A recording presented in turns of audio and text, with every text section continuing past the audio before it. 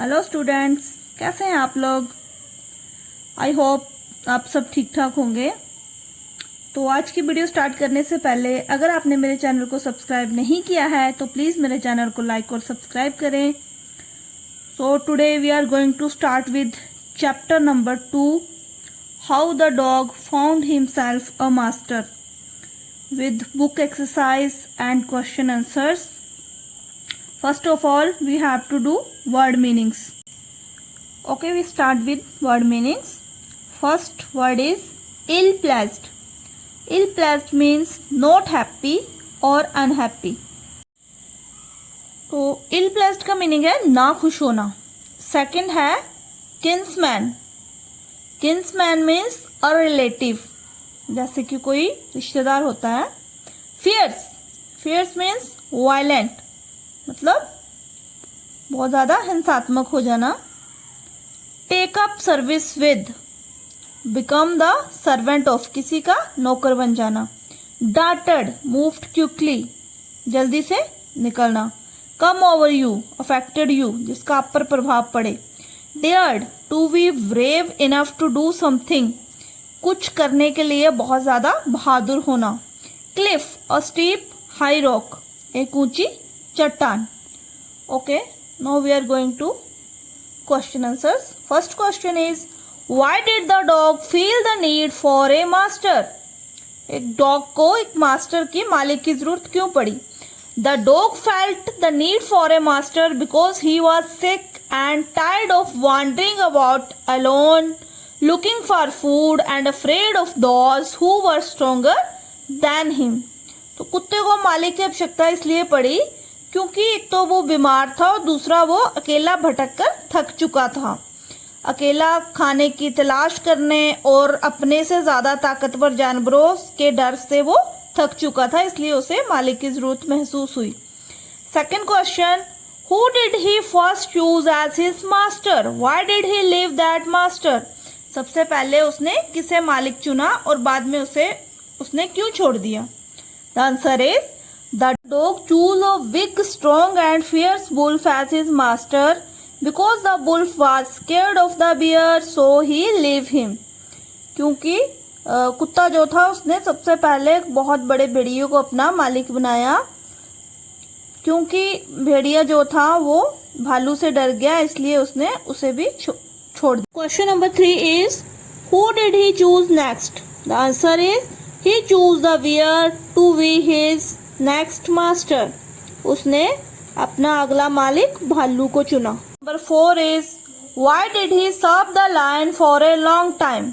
उसने शेर की सेवा लंबे समय तक क्यों की. Answer is he served the lion for a long time because he had no complaints. उसने लंबे समय तक शेर की सेवा की क्योंकि उसको कोई भी शिकायत नहीं थी. He was safe as the lion was the strongest beast and no one dared to touch the dog. वो चाहता था कि वो ऐसे इंसान की सेवा करे जो धरती पर सबसे ज्यादा शक्तिशाली हो और कोई भी उससे ज्यादा ताकतवर ना हो. सो इसलिए उसने इंसान को अपना मालिक चुना. Question number 5, who did he finally choose as his master and Y.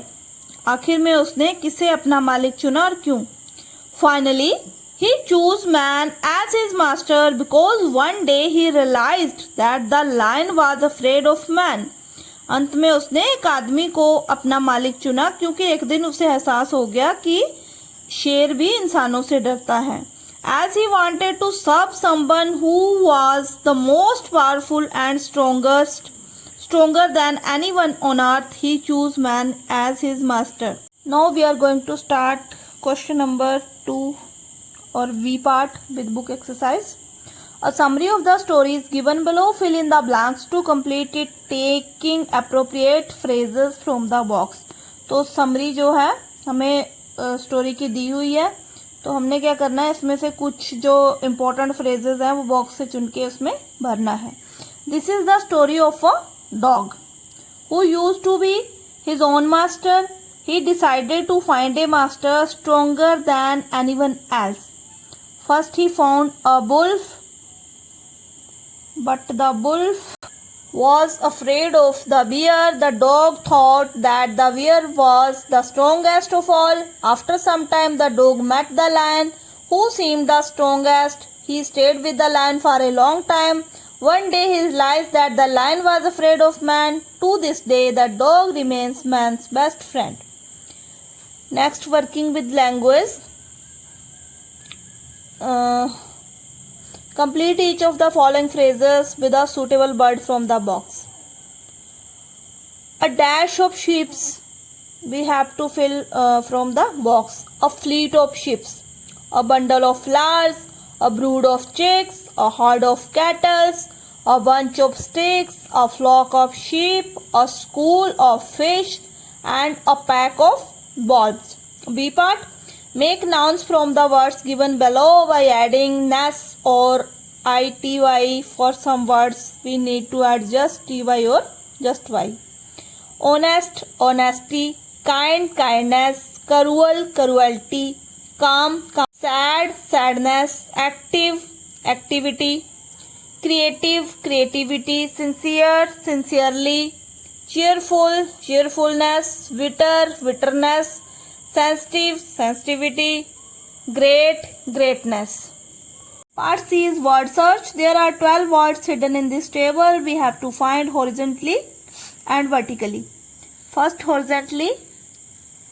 H से है hasty, R से ready, F से fierce, F से frightened, S से strong and G से good. And vertically, A से angry, W से worse, S for surprise, F for free, L for loyal, and Q for quiet. But we have to find some opposites. Ancestors, opposites. Descendant, opposite of wild, tame. Ancient, recent. Near, distant. Suddenly, gradually. Okay, this is the last part of our textual work. That's all for the day. तो students, अगर आप मेरी videos को देख रहे हैं, उससे कुछ सीख रहे हैं, तो लाइक, सब्सक्राइब और शेयर करना ना भूलें. Thanks a lot.